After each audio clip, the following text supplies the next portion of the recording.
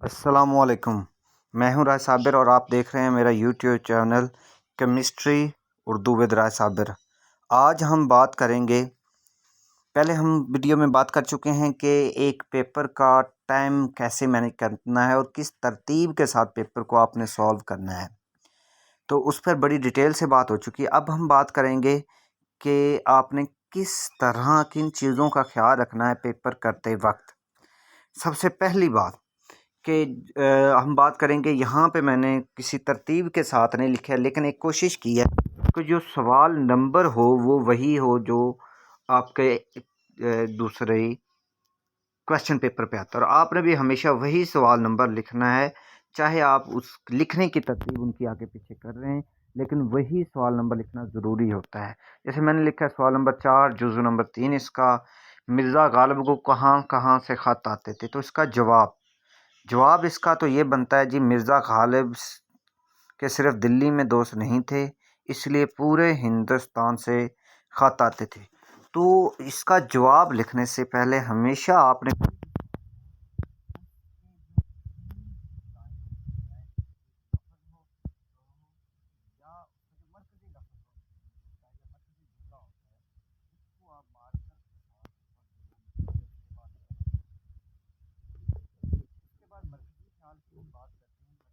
ख्याल नज़म का, या इसके साथ खुलासा होता है नज़म का। मरकज़ी ख्याल ज़्यादा से ज़्यादा 4 से 6 सतूर यानी कि 4 से 6 लाइनों पर मुश्तमिल होना चाहिए। कुछ बच्चे गलती क्या करते हैं कि इसको तवील कर देते हैं। जब इसको तवील करते हैं तो इसके नंबर कटते हैं, क्योंकि मरकज़ी ख्याल का मतलब ये होता है कि आपने सिर्फ और सिर्फ निचोड़ बताना है, ना कि आप तफसील में जाएं। उसके बाद जो अगला हमारा सवाल 9th क्लास में आता है, ये दोनों सवाल नंबर 6 और 9 जो हैं ये 9th क्लास के हैं। 9th क्लास और 10th क्लास में कुछ चीज़ें मुश्तरक हैं और कुछ चीज़ें मुख्तलिफ हैं। जो मुख्तलिफ हैं उनके बारे में भी हम बात कर लेते हैं पहले, और उसके बाद जो मुश्तरक हैं उनके बारे में बात कर दी जाएगी। तो जो हमारे पास सवाल नंबर 9 है, फ़िक्रात की दुरुस्ती होती है इसकी, या फ़िक्रात को मुकम्मल करना होता है। तो हमारे पास ये जुमला मुकम्मल करना है, तो आपने मुकम्मल जुमला लिखना है। कुछ बच्चे गलती ये करते हैं, क्योंकि जब इम्तिहान उनके पेपर में हो रहे हैं तो जहाँ पे क्वेश्चन पेपर साथ ही उन्होंने अटैच करना होता है तो वहीं पे लिख आते हैं। तो ऐसा नहीं करना, क्योंकि बोर्ड का क्वेश्चन पेपर आप वापस अपने साथ लेके आते हैं, इसलिए आपने मुकम्मल जुमला लिखना है। हाँ, जो हिस्सा उसका आपने मुकम्मल करना है उसको नीचे चाहे अंडरलाइन कर दें। जैसे ये एक ज़रब मिसाल लिखी है मैंने, जिसकी लाठी उसकी बहन। अब दरख्वास्त या ख़त को तो पहले एक वीडियो में बड़ा डिटेल के साथ बयान किया जाता है, लेकिन मैं ख़त को इख्तिसार के साथ बयान कर देता हूँ यहाँ पे। जो ज़रूरी चीज़ें हैं कि ख़त कम अज़ कम 1.5 सफ़े का हो, मुनासिब हवाला जात ज़रूर लिखे जाएँ। कितने हवाला जात होने चाहिए? कम अज़ कम 1 और ज़्यादा से ज़्यादा 2 हों। यानी कि ख़त के अंदर भी आप क्या कर सकते हैं, हवाले के तौर पर शेर लिख सकते हैं, हदीस लिख सकते हैं, कुरान मजीद की आयत का तर्जमा लिख सकते हैं, कोई कौल लिख सकते हैं, ज़रबुल मिसल लिख सकते हैं। ख़त में मकाम तहरीर का ख्याल लाजमी रखें, क्योंकि हमारे पास जो एक लफ्ज़ है ना, कमरा, हाँ, जो ज़्यादातर बच्चे इस्तेमाल करते हैं, कमरा इम्तिहान। तो बाज़ लोगों के नज़दीक ये लफ्ज़ या ये जो जुमला है, ये जो एक बनाई गई है हमारे पास मुरक्कब, ये गलत है, क्योंकि कमरा किसी और ज़बान का लफ्ज़ है और इम्तिहान किसी और ज़बान का लफ्ज़ है। कमरा लैटिन ज़बान का लफ्ज़ है, इम्तिहान अरबी ज़बान का लफ्ज़ है। तो लोग जो कुछ इसको प्रेफर करते हैं वो कमरा इम्तिहान कहते हैं, कि लिखने के बजाय आपको चाहिए कि इसकी जगह लिखें इम्तिहानी मरकज़। क्या लिखा जाए? इम्तिहानी मरकज़। अब जो इम्तिहानी मरकज़ आप लिखेंगे, ये ग्रामर के हिसाब से एक दुरुस्त मुरक्कब है और एक ही ज़ुबान के दोनों अल्फाज हैं, तो आप कोशिश करनी चाहिए कि आप इसी इम्तिहानी मरकज़ को प्रेफर करें। उसके बाद जो आपके पास मसला आता है वो होता है तारीख़ लिखने का। बच्चे जो तारीख़ ज़्यादातर लिख देते हैं वो इस तरह लिखते हैं जी, 3 5 उसके बाद लिख देते हैं 2022। तो पेपर में इस तरह की आप तारीख़ लिखेंगे हिंसों में, تو آپ کی وہ غلط کنسیڈر کی جائے گی۔ اس کے بعد ایک مسئلہ جو عمومی طور پہ آتا ہے،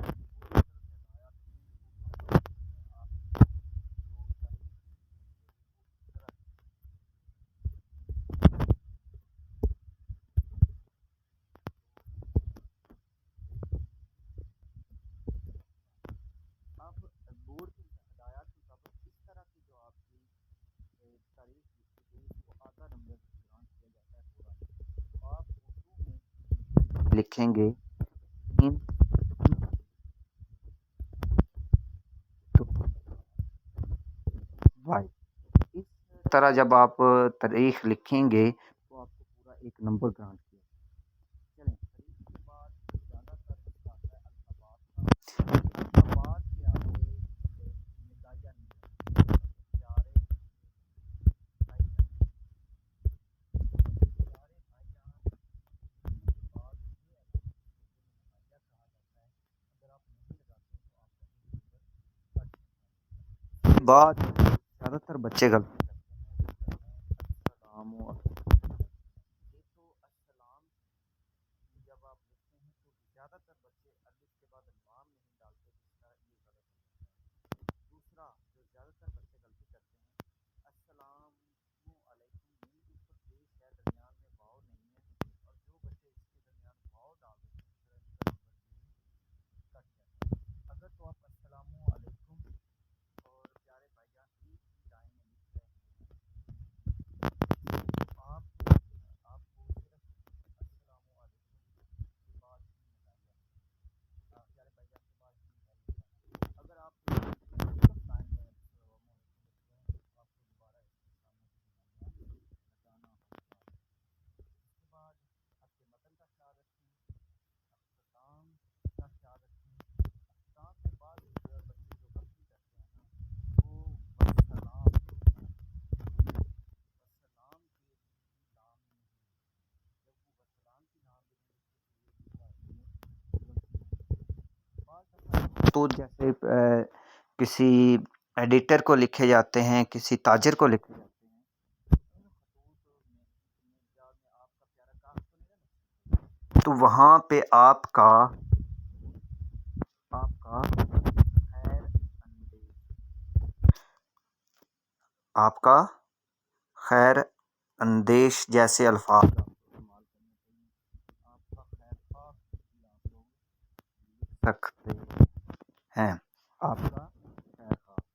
تو یہ وہ غلطی ہیں جو بچے عمومی طور پہ خط میں کرتے ہیں اور اپنا نمبر کٹوا بیٹھتے ہیں۔ اس کے بعد ہم بات کریں گے خلاصے کی۔ آپ کو ضرور خیال رکھنا ہے، ایک سبق کا خلاصہ، سبق کے خلاصے میں یہ سبق کا عنوان دیں گے تو کرتے ہیں جی سبق کا نام، سبق کا نام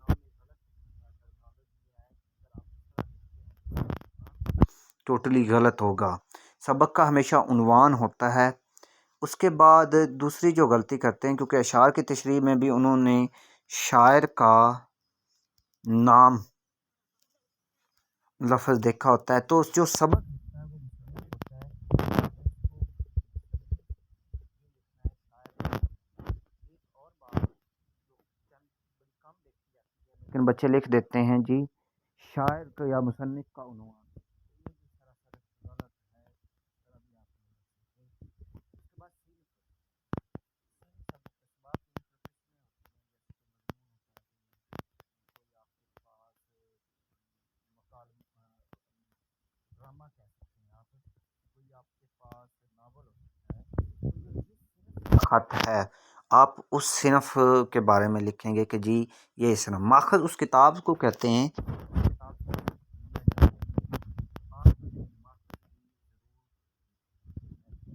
اس کے بعد سبق کا ایک خلاصہ جو ہوتا ہے نا، اسی سبق کا ایک تہائی ہوتا ہے، دوسرا حصہ ہے وہ بعض سبق ہمارے پاس چھوٹے ہوتے ہیں، بعض طویل ہوتے ہیں، جو طویل ہوتے ہیں ان کا کم از کم آپ مطلب 2 سے 2.5 پیج لکھیں گے، جو آپ کے پاس چھوٹے سبق ہوتے ہیں 1.5 صفحہ آپ لکھیں گے، ان کے اندر جب آپ سوری حوالہ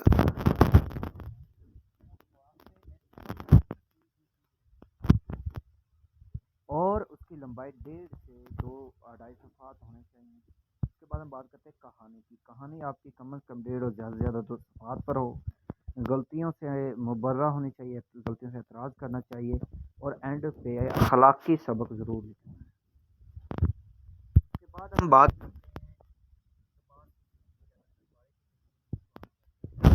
تو اس میں بھی جو میں نے آپ کو پہلے کہا ہے جی، خلاصہ لکھتے وقت کے سبق کا عنوان حوالہ متن کہتے ہیں اقتباس کو، نثر پارے کو، یا جو آپ کے پاس تو آپ نے حوالہ متن اس میں، کیونکہ اس میں پوچھا جاتا ہے کہ آپ نے پہچان کرنی کہ یہ کس سبق سے آیا ہے اور اس کا مصنف کون ہے، تو سبق کا عنوان، مصنف کا نام، صنف اور ماخذ لازمی طور پر لکھنے ہیں۔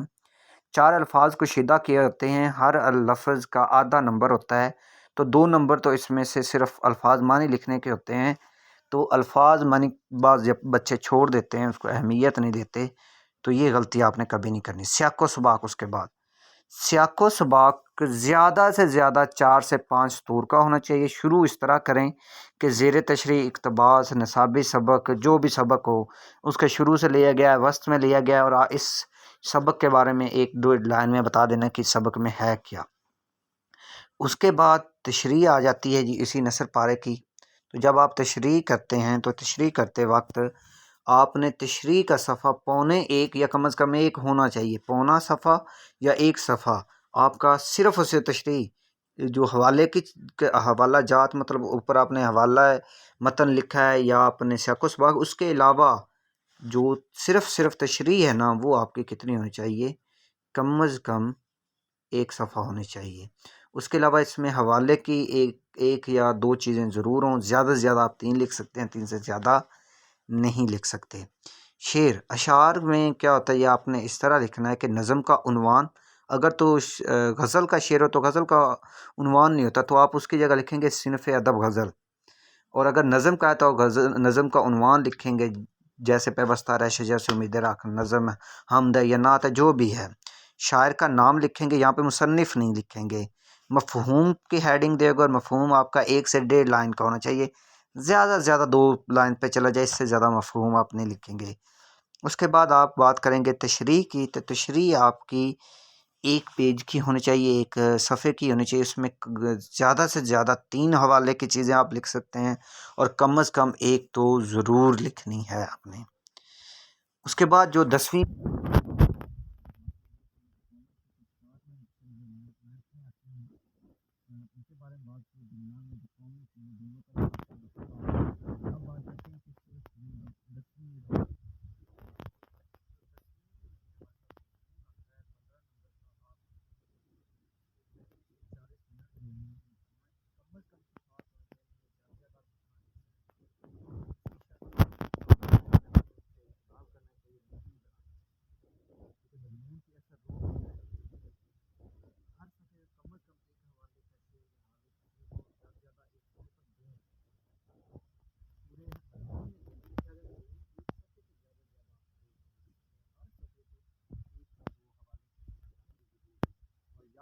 حوالے کی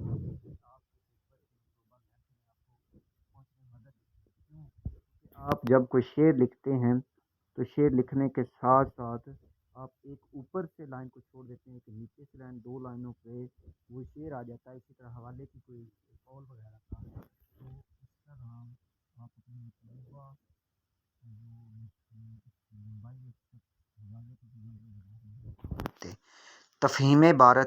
تفہیم عبارت میں عبارت کو غور سے انہماک سے پڑھیں، سوالوں کے جواب دیں اور متبادل الفاظ میں دیں۔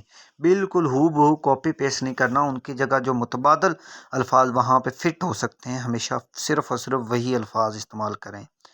اللہ آپ کا حامی و ناصر ہو۔